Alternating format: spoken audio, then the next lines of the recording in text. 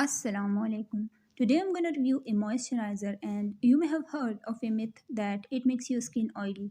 Now, I don't know where it's coming from, but a moisturizer is an essential skincare product for all skin types. So, this was called Nutrogena Hydro Boost Gel Cream. First of all, I'll tell you the price so that you can decide whether it's affordable for you or not.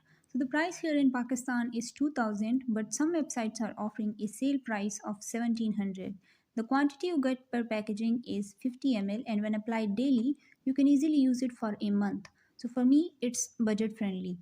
Let's discuss the ingredients. So some of the key ingredients here are dimethicone, glycerin, dimethiconol, isoparaffin, which are all fantastic emollients. It has also called glycerin, which is a great moisturizer. Plus, it has no fragrance, which makes it suitable for sensitive and allergic skin. It is non-comedogenic, means it won't clog your pores, so makes it suitable for acne-prone skin. Plus, it's paraben-free, gluten-free, and free of all other harmful chemicals like dyes and alcohol. Moving on to the consistency, it is super lightweight and has gel-like formula. It is non-greasy and gets absorbed quickly into the skin, helping your skin cells retain as much of moisture as it can so that your skin feels and appears hydrated, plumped, and radiant. Before moving on to the application, I must tell you that this is the best moisturizer to wear under makeup because the texture is way more denser than other moisturizers, which makes you sweat during daytime. Point to be noted here is that this moisturizer should be applied on damped skin because it contains hyaluronic acid.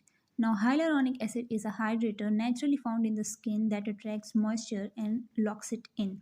And when you apply it on dry skin, it can make your skin more dry. Understood? So be careful. Now let's discuss the negatives. Although this moisturizer is a 10 on 10 for me, but what I don't like about it is that its packaging. You have to dip your fingers into the jar, which makes it very unhygienic if your hands are not properly cleaned. Summarizing up the review, this is my holy grail and most used moisturizer.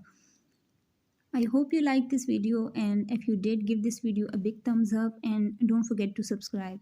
I'll see you in next video inshallah. Khuda Hafiz.